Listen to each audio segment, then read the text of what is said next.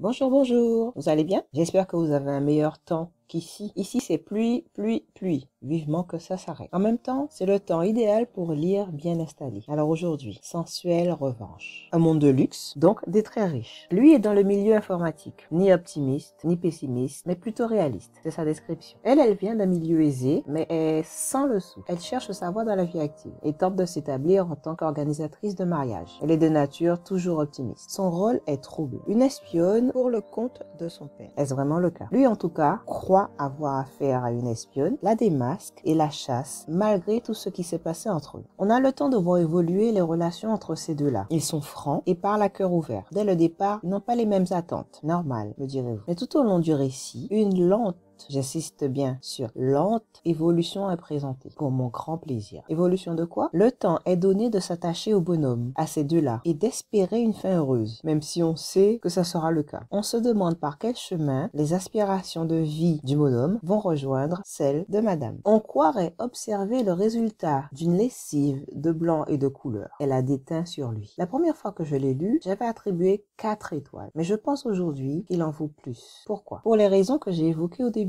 En somme, ce roman est centré sur les deux personnages, bien sûr, mais surtout sur l'épanouissement de leurs sentiments, fort bien détaillés. Il en ressort une certaine douceur. C'est reposant, certes, c'est doux, fluide. Ça ne veut pas dire qu'il ne se passe rien, au contraire. Changement de lieu, de temps, des voyages, des rencontres manquées, j'en passe. En fin de compte, je penche plutôt vers 5 étoiles au lieu de 4. Vous avez compris. Je devrais couper la poire en deux et mettre 4,5. Mais en définitive, je m'arrêterai sur 5. À vous de lire. À vous de me dire si vous êtes de mon avis. Alors, la 4e de couverture.